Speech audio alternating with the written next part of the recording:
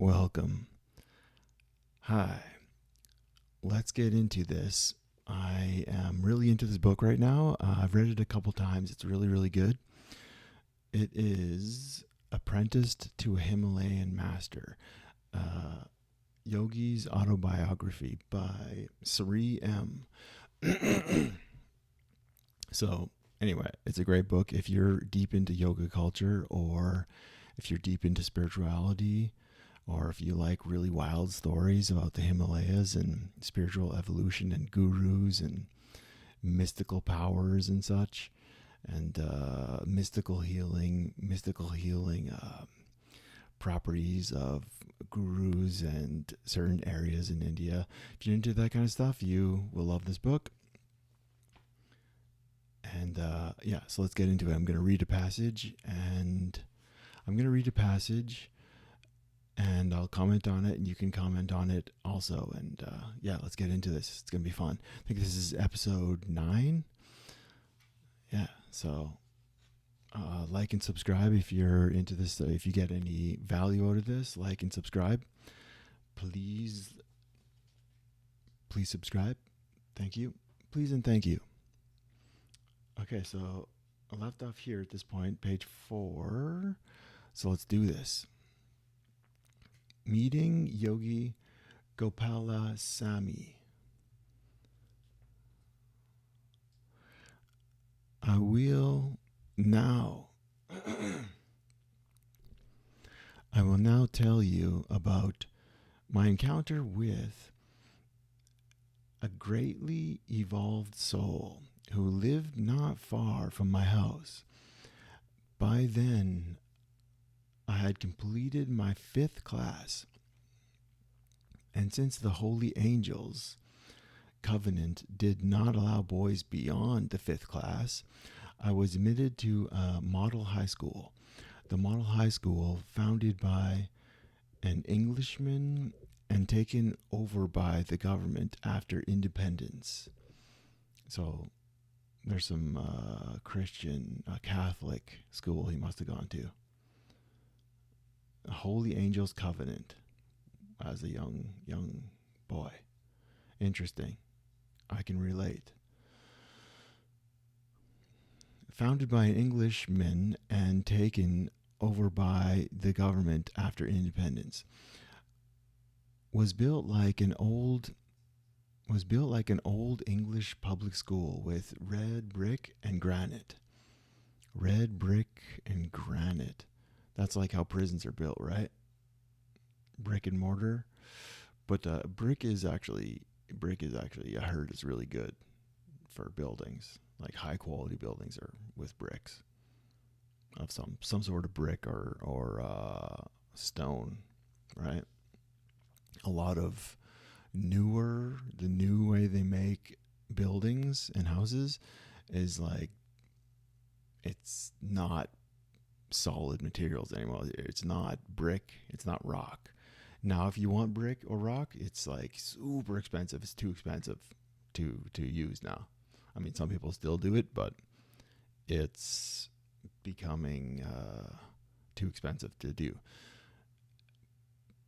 But it's supposed to be the best, for it holds heat. It holds the coolness, and it holds the heat the way you want it to. And there's a lot of other good reasons for it. But anyway, let's get back into this. Where were we? Let's read this passage.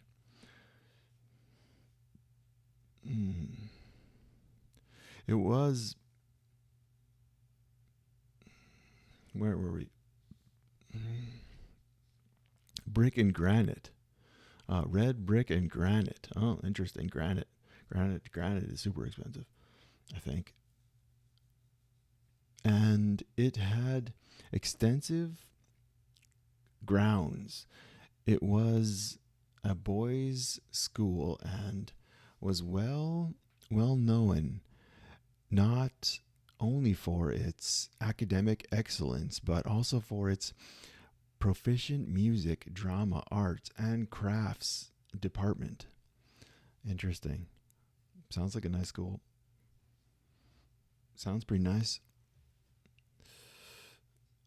The school was about 3 to 4 kilometers from my house, and I was part of a large group of boys who walked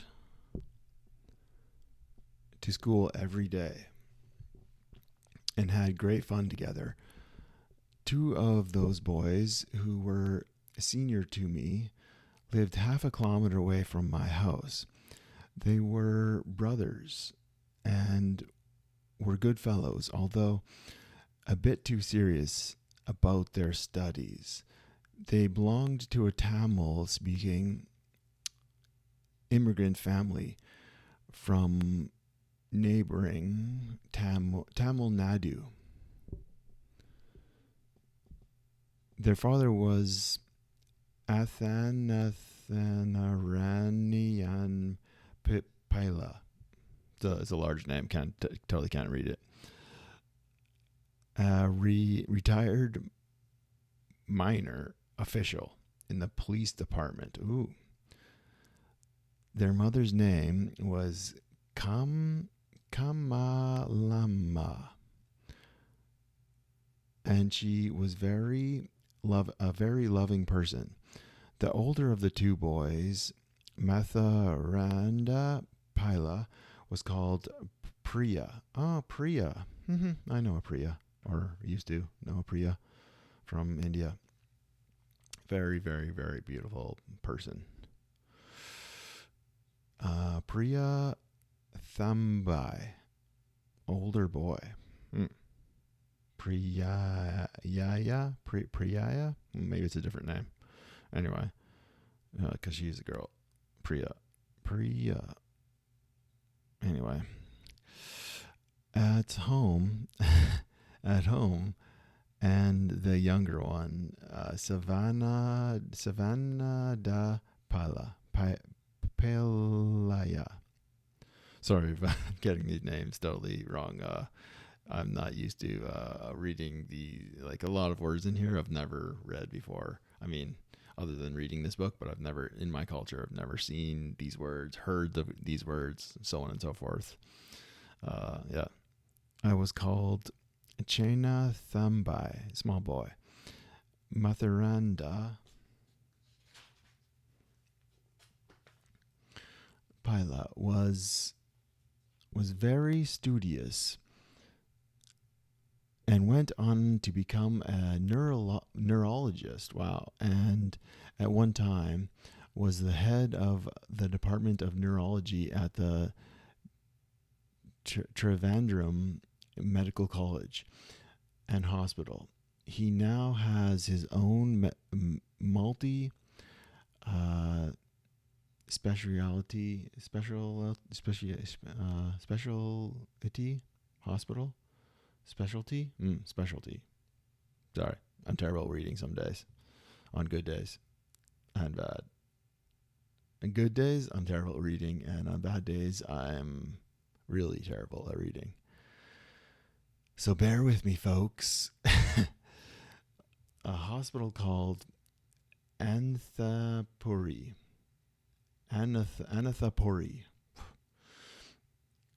On the outskirts of Trivandrum. Savandra managed to become an engineer and retired as a senior engineer from the electricity department of the government of Tamil Nadu. This was remarkable, considering they did not even have electricity in their home and did their homework under the light of kerosene lamps. Ooh, that's gotta suck. That's gotta suck a lot, because kerosene lamps, I think they smell terrible.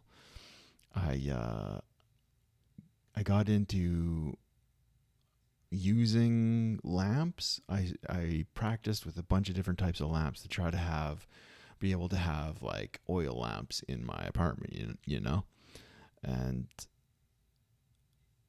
kind of, I guess, for spiritual,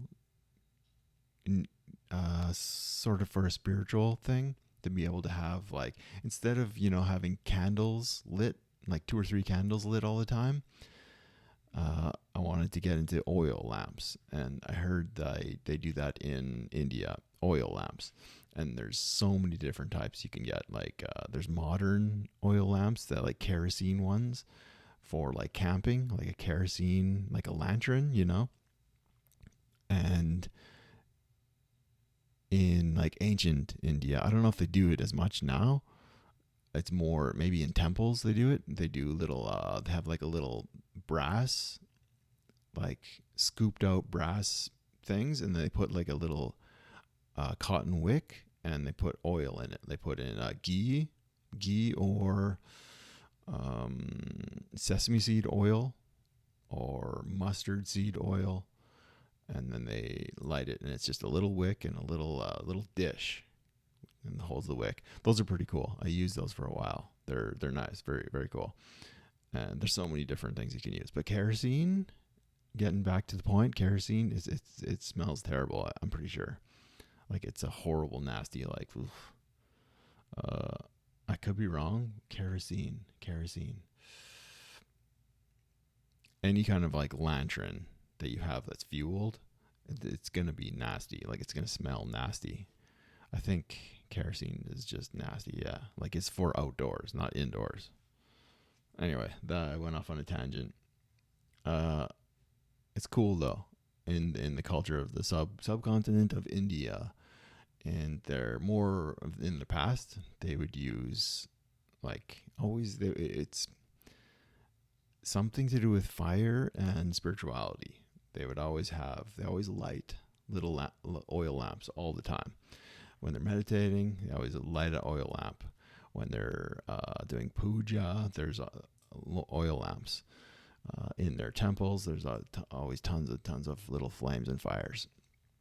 And there's a lot of reasons for it. It's very, very symbolic, but it's also for specific effects. It's not just symbolic. Like in the spiritual world, a flame, it actually affects your spirituality and the spiritual world around you, and your home, your area, wherever you are meditating. It has a positive effect. There's a lot to it. I don't know a lot about it, but it shuns dark spirits, and it welcomes positive spirits and positive spirituality. And it has something to do with like your energy resonates with the fire. And the art of yoga has a lot to do with that too. Like when you're doing asanas, when you're doing yoga poses and asanas, you're turning on your Agni. One of these main chakras in your gut area. I think I'm not sure which one, but it's like the fire, right? You're turning on the fire, and they do that with there's a lot of processes that they use the Agni. It's like the spark within, the inner spark, the Agni. Anyway, let's see. Read a few more pages. It's something I definitely want to learn more about, though. Agni and the fire god, and the process of churning on your chakras to create heat in your system. It's also to yogis. They sit on the ground with crossed legs when they're eating food, and that posture, that pose, that asana, it helps turn on your Agni too. And the Agni helps cook your food. So they do it to help cook their food. They do it to help the yoga process. Anyway, it's interesting, right? So much to learn. Okay, where was I? Let's see. Neurosurgery.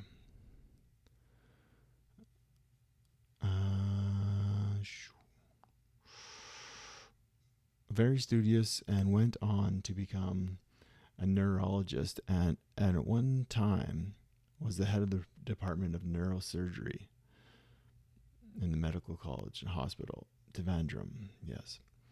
He now has his own specialist. Oh, yes, we read this. Okay. Savannah managed to become an engineer, retired. Oh, yes, we read this. Retired as a senior engineer from the electricity department of the government of Tamil Nadu. This was remarkable considering they did not even have electricity in their home, right? And did their homework under a light of kerosene lamps. Kerosene, right? Apriya Thambai and Chinna Thambai's family lived in a small, forgive me for pronouncing those names wrong, and probably lots of other words in this book, lived in a small house with a large compound, one part of which was converted into a timber shop where firewood was sold. Mr. Anathanaran opened the firewood shop after retirement, since in those days all houses used firewood for cooking. Interesting. Wood stoves in those days.